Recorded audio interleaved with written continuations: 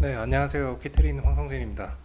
자, 오늘도 성공하는 강사의 노하우에 대해서 한번 말씀을 드려볼까 합니다. 이 글은 제가 2017년도 3월 3일에 썼네요. 네, 꽤 됐네요.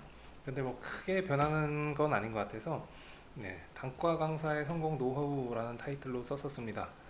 단과 강사라고 하니까 딴 거는 없고 단과 강사라는 건 재량권이 일반적인 종합반 스타일 학원이나 아니면 월급제 학원에서랑 조금 다른 것 같아요. 자기가 수업을 깔 수 있냐 없냐 요건데요.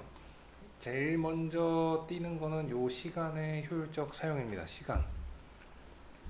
이 시간을 어떻게 사용하고 있는가? 우리가 단순히 부지런하게 살고 있는가? 뭐 대부분의 선생님들 다 시험 때 되면은 또는 방학 때 되면은 정말 열심히 사시죠. 특히 제가 그 존경하는 직업군이 고등 수학 강사 선생님들, 예, 보면은 와, 그 특강을 하시면은 뭐 거의 뭐 9 to 10으로 아침 9시부터 밤 10시까지 막 풀로 뛰시는데 그거를 월화수목금토일 이렇게 쭉 하시더라고요. 저는 아마 이제 힘들지 않을까. 예전에 그렇게 잠깐 하던 시절도 있었는데 이제는 수업에 집중도나 이런 게 힘들더라고요. 그런 걸 떠나가지고 이제 시간의 효율적 사용이라는 걸 좀 말씀을 드릴까 합니다. 자, 우리가 강사 생활하면은 두 군데의 시간이 생겨요. 첫 번째는 우리 학원 강사라는 게 보통 학교에서 학생들이 학교에 안 가는 시간들이 저희가 이제 수업하는 시간이잖아요. 주말이라든지 아니면 오후라든지 되는데 그럼 모두가 생각하셨을 겁니다. 쉬는 날 아침에 일찍 일어나면 내가 뭔가 발전적인 뭔가를 할 수 있지 않을까라는 생각을 모두 하셨을 겁니다. 근데 대체로 이제 강사분들이 올빼미가 많아서 잠을 좀 늦게 주무시던가 아니면 밤에 또 이제 생산적인 활동을 하시던가 하는 분들이 많다 보니까 오전에 뭔가 그 생산적인 걸 한다는 거는 굉장한 의지가 좀 필요했던 것 같습니다. 또 두 번째는 이 본인이 스케줄을 정할 수 있으면 쉬는 날을 본인이 어느 정도까지는 정할 수가 있거든요. 아예 내가 원하는 대로 다 쉬진 못하겠지만 수업 수요가 가장 많은 시간대에 이제 내 수업을 배치를 하고 남는 시간이 나오잖아요. 그러면은 이게 요 부분에 대해서 좀 말씀을 드릴까 하는데 요 부분이야 이제 원래 다 활용을 하시려고 노력을 하셨을 테고 본인만의 이제 그 생활 리듬이라는 게 있으니까 자, 성공하는 분들을 보면은 일단 초창기 연차 때 한 5년차 이하에서 성공하신 분들은 일단 아이들 반응이 좋고 시장 반응이 좋고 하면은 거의 뭐 월화수목 금금금입니다. 이게 월화수목 금금금 다 해보셨죠? 네. 근데 이게 생각을 조금 해보니까 일단 수입을 비율제로 받는다는 전제하에 본인 최대 수업할 수 있는 클래스에 한반 최대 인원수를 곱하고 거기에 수강료를 곱한 다음에 본인 비율을 하면 이게 저의 본인만의 이제 수입이잖아요. 이게 비율제 강사의 수입인데 생각을 해볼게요. 수업할 수 있는 클래스는 정해져 있죠. 우리가 일주일에 몇 시간을 들어가고 몇 반을 깔 수 있는지 학생들이 올 시간에서 맥시멈이 정해져 있을 겁니다. 아마 방학이 아니라 평달에 같은 경우에 제가 봤을 때 맥시멈 한 8개 정도가 제가 해본 제일 맥시멈 반이었던 것 같아요. 8개 반? 9개 반도 해봤네요. 잠깐 나눠서 들어가는 거. 여기에 한반 최대 인원수를 늘리는데 이건 또 인원수를 늘리는데 한계가 어떤 한계가 있냐면 공간적 한계가 있습니다. 갑자기 강의실에서 뭐 강의실을 크게 만들 수 있는 것도 아니고 그 다음에 사실은 이 한반의 최대 인원수를 몇십 명 이상으로 이렇게 늘릴 수 있는 그 상품이 정해져 있습니다. 예를 들어서 중학생들 대상으로 30명 이상의 수업을 할 수 있다. 특강료 제외하고는 크게 못 본 것 같아요. 아니면 올림피아드라든지 아니면 과거 영재고반이라든지 이런 특수한 케이스의 경우 아니면은 인원수의 한계가 있었던 것 같습니다. 수강료 교육청이 정해놨죠. 본인 비율도 이제 웬만하면 학원에 방침해서 갑자기 뭐 내가 더 받고 싶다고 하는 게 아니라 학원 안에 방침이 있잖아요. 그러면 여기서 내가 컨트롤할 수 있는 것들을 좀 체크해 보겠습니다. 자, 클래스하고 인원수 요 두 가지가 사실은 단과 강사가 컨트롤할 수 있는 두 개의 큰 자원인데요. 자, 최대 한도로 수입을 올리고 싶다. 돈 많이 벌고 싶다.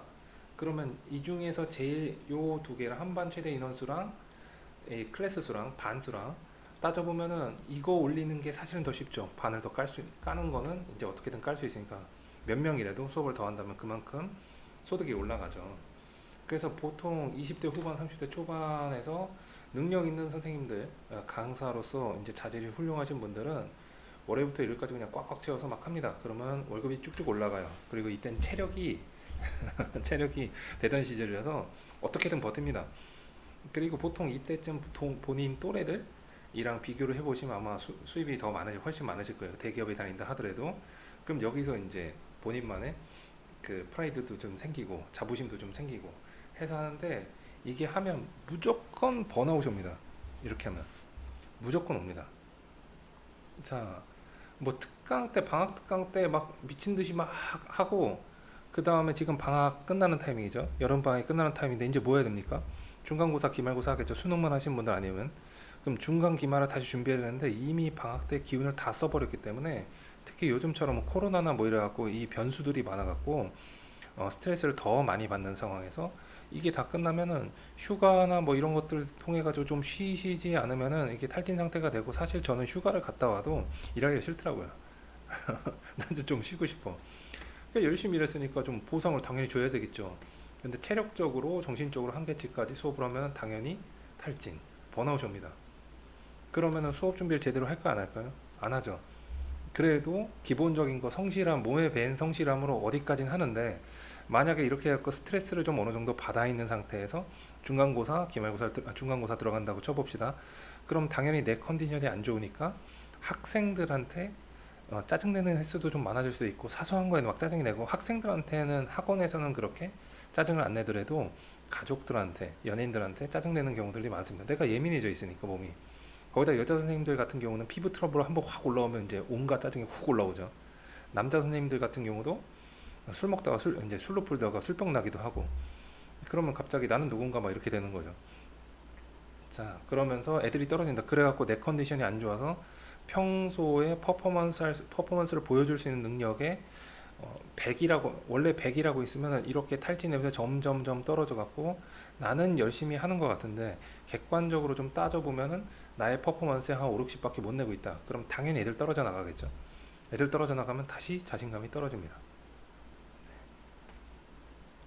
자, 이렇게 해서 이 사이클을 계속 돌다가 나이가 좀 차면서 그 체력이 예전 같지 않으면 이제 술 마셔도 오래 가고, 자, 그러다가 이제 강사의 전성기라고 하는 30대 중반부터 40대 중반까지를 본인이 한 이쯤이면 되겠지라고, 나는 이 정도를 유지하고 있으면 되겠지라고 이제 유지를 합니다.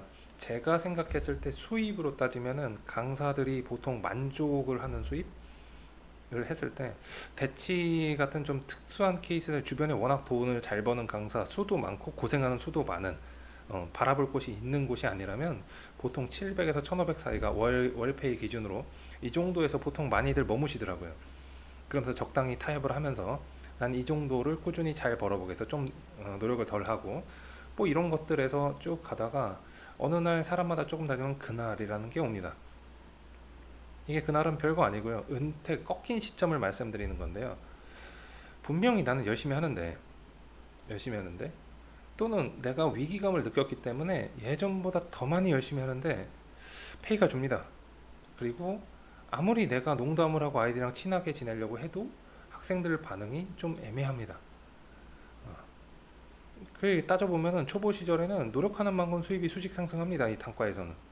그죠? 애들 한두 명 들어올 때마다 페이가 계속 올라가는 거니까. 자, 그런 이렇게 꺾인 분들이랑 제가 대화를 해보니까 대체로 하는 얘기가 시장 분위기가 바뀌었다 도 많았고요. 애들이 바뀌었다. 학원이 나를 무시한다도 가끔 있고요. 그 다음에 요즘 애들은 공부를 안 한다 옛날부터 있었습니다. 말을 안 듣는다 옛날부터 있었습니다. 심지어 짤로 돌죠. 제가 이집트의 상형 문자 해석해 보니까 이 얘기 있었다고. 네, 경제가 어려운지 애들이 안 온다. 이 네 가지의 공통점이 뭔지 아시겠습니까? 이런 멘트의 공통점. 이 멘트의 공통점은 원인을 다 외부에서 찾은 겁니다. 내 자신이 아니라 외부. 왜냐면 나는 열심히 했으니까. 그쵸? 근데 이런 멘트를 하시는 분 중에서 제가 본 거 안에서는 끝이 아름다운 경우는 굉장히 드물었습니다.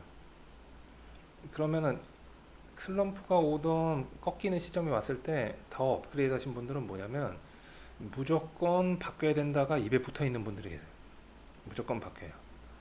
커리큘럼 바꿔보고 타겟 마켓도 바꿔보고 강의 스타일도 바꿔보고 잘 바뀌진 않습니다. 그래도 바꾸려고 노력하죠. 분필도 바꿉니다. 일단 분필도 일단 바꿀 수 있는 건 뭐든 이유를 모르는데 일단 좋아 보이면 다 바꿉니다.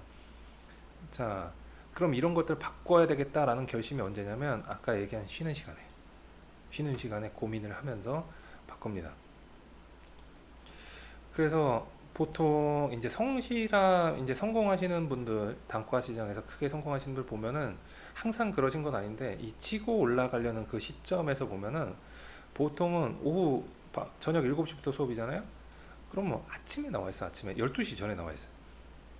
그래서 혼자서 막 수업 준비하고 있습니다. 교재 작업 열심히 하고요. 근데 그 수업 준비하고 교재 작업한 거를 연차가 더 많은 저 같은 케이스가 봤을 때 어, 저렇게 해서 만든 결과물이 눈에 채냐? 그렇진 않아요. 저도 이제 꽁으로 살진 않았기 때문에 막 열심히 만들었는데 보면은 이제 고칠 거나 이렇게 했으면 좋겠다는 보이지만 거꾸로 생각했을 때 제가 그 나이 때 저렇게 만들 수 있었냐 저렇게 했었냐라고 생각하면 그 선생님이 저보다 나아요. 그 나이 때로 보면 그럼 저분은 제 나이 때쯤 되거나 제 연차가 됐을 때 저보다 잘 될 뿐이죠. 네. 그래서 그런 분들 보시면은 항상 응원해 줍니다. 또 이제 제가 생각하는 게 항상 정답도 아니고요. 그 쉬는 날에도 출근합니다. 여자친구 남자친구 없어서 그런지 출근합니다. 수업 준비하고 고민하고 교재 작업합니다. 옆에서 지켜보면요 좀 진짜 무식하게 파고들어요. 머리가 아주 그 캐치를 잘하는 이 시장의 트렌드를 굉장히 캐치를 빠른 강사들이 있는데 굉장히 사소한 단서들 남들은 지나가는 단서들 본인이 캐치하는 케이스들도 많은데 이런 분들이 커뮤니케이션을 굉장히 잘합니다. 그래서 학생들이랑 보통 학생들 관찰을 많이 하고요. 그래서 학생들 관찰해서 이 부분을 채우면 되겠다라고 하면 혼자서 막 만듭니다. 아무도 안 만들 때. 음. 제가 아는 선배 강사들 중에서 목소리가 얇은 편이라서 좀 내시 스타일, 김국진 스타일 이런 분도 있는데 그리고 톤이 좀 일정해가지고 수업 스타일이 좀 졸리신 분이 계셨는데 이분은 본인이 목소리도 좀 크게 해보려고 노력도 많이 하셨고 수업 스타일 뭐 톤 변화 뭐 유머 뭐 이렇게 했는데 이게 잘 안 되더라고요. 그런데 마지막에 수업 쪽은 기본 거 그냥 그대로 가고 그냥 무조건 관리로 갔습니다. 그래서 대박 한번 치셨죠. 자, 내가 강의력이 떨어진다. 내가 생각하는데 퍼포먼스는 내가 좀 타고나지 않은 것 같다. 그러면 두 가지가 남았습니다. 관리, 컨텐츠. 할 거 있죠. 단 한 명의 나거젓 없이 소화시키기 위해서 남기고 보충하고 격려해서 성적을 올린다. 자, 이거 몸을 갈아 넣을 수 있겠죠. 몸을 갈아 넣을 쓰면 어떻게 해야 된다고요? 쉬셔야 됩니다. 그래서 쉬는 시간에 이런 것들을 준비할 시간이 필요해요. 단과 강사는 사실 그 수업하는 시간만이 근무 시간이 아니죠. 네. 두 번째는 수업의 효율성 극대화하려고 노력했습니다 라고 말씀을 드리는데 여기서 지금 클래스를 조절해서 쉬는 시간을 만들고 그 다음에 한반 최대 인원수 이걸 늘리기 위해서 노력하는 강사들만 살아남았습니다. 자, 생각을 해보시면 이런 얘기들 많이 들어보셨을 겁니다. 1대1로 과외할 때랑 1대 다수로 집단 과외를 할 때랑 그 다음에 8명 이하의 학생들을 놓고 수업할 때랑 10명 이상의 학생들을 놓고 수업할 때 20명, 50명, 100명을 놓고 수업할 때는 다 바뀌다. 수업하는 스타일이 다 바뀌다. 그래서 과외하시던 분들이 학원에서 경력을 인정을 안 해준다. 이런 얘기 들어보셨죠? 자, 그러면 이걸 아셨으면은 본인이 고민을 해보셔야 됩니다. 가장 대표적으로 대형 강의를 치는 선생님들이 어떻게 하는지를 볼 수 있는 것은 인강이죠. 인강이 대형 강의 베이스로 다 만들어졌으니까요. 그러면은 그 판서할 때 글씨 크기 좀 보시고요. 글씨 크기, 그 다음에 동선, 어디서 어느 쪽으로 움직이고, 그 다음에 설명할 때 어디를 보고 있고, 이런 것들도 조금씩 한번 그 관찰을 해보시면 거기서도 배울 게 굉장히 많습니다. 자, 그래서 뭐 8명이면 많다는 동네에서도요, 50명, 100명 넘게 수업하시는 분들이 많습니다. 그리고 이런 분들은 대체로 수업 많이 안 하시고요. 보통 수업은 많으면 주 4일, 적으면 주 2일 합니다. 그리고 이때 주 7일 하는 강사들의 몇 배에서 몇십 배에 해당하는 수입을 가져가시죠. 수요가 없어서 수업을 안 하는 게 아니라요. 수업이 없는 날에 수업 준비를 하기 때문에 그날이 필요한 겁니다. 그래서 거꾸로 보셔야 돼요. 쉬시는 것도 강의를 위해 필요합니다. 인정을 해줘야 돼요. 쉬시는 게 필요합니다. 제가 요번에 그 온라인 세미나 할 때도 마지막에도 말씀을 드렸지만 꼭 쉬십시오.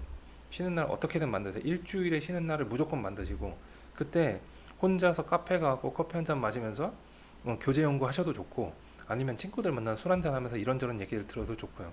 다른 직업군에 있는 친구들을 만나서 얘기 듣는 것도요, 굉장히 도움이 많이 됩니다. 물론 이제 옛날 얘기하면서 낄낄댈 수도 있는데, 그럼 스트레스 풀리면 좋잖아요. 일단은 쉬셔야 돼요.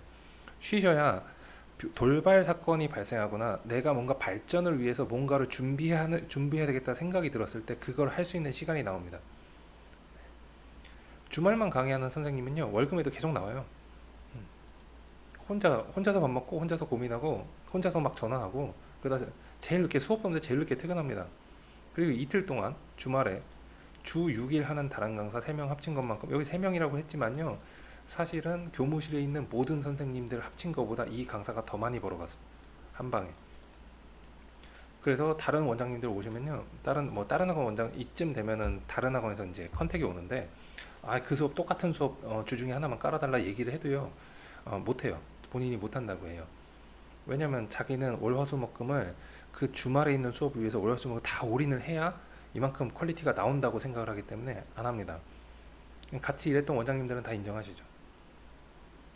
그리고 수토일만 수업하시는 분은 본인 연구소 막 만들고요, 본인 월급으로 교재팀 만들고 막 하세요. 보통 대형 강의나 인강 같이 하시는 분이거든요. 그러면서 이분이 대단하신 게, 끝나면 무조건 24시간 하는 PT샵 가고 헬스장 가고 미친 듯이 운동을 합니다. 그래서 여기 명수장 4년 전에 6명을 시작했는데 2017년 그 당시에 토요일 하루에 500명 수업한다고. 자, 쉬는 날은 온전히 쉬는 날이 아닙니다 라고 말씀드렸네요. 가정과 연인 있는 분들은 당연히 할애를 당연히 하시고요. 그것도 중요한 겁니다. 수업을 한참 신경 써야 되는데 연인이나 가정에서 트러블이 났다 그럼 수업 제대로 못 하잖아요. 사실 그게 더 중요한 거니까. 그래서 당연히 시간 보내시고요. 내가 수업을 연구를 요만큼을 할 때, 내가 쉬는 날 요만큼을 할 때, 누군가는, 모두는 아니지만 누군가는 내 옆에서 이거보다 훨씬 많은 시간을 연구하고 들어간다고 생각을 하시면 되겠습니다. 그러면은 본인이 있는 지역에서 좀 생각을 해보세요. 내가 아마 제 거 이 동영상을 보시는 분들은 이거저 막 찾아보다가 저를 보시는 거예요. 제가 그렇게 유명한 전국적으로 유명한 사람은 아니기 때문에 아시는 분은 아는 이런 사람이기 때문에 제 거 영상을 막 찾아보진 않겠지만, 제 거를 이제 제 블로그나 아니면 제 인스타나 아니면 이런 영상을 보시는 분들은 대체로 절박해서 막 찾다 제가 나오는 거거든요. 그러면 이렇게 열심히 하시는 선생님들이 항상 꼬꾸라지는 이유는 번아웃 때문에 그렇습니다.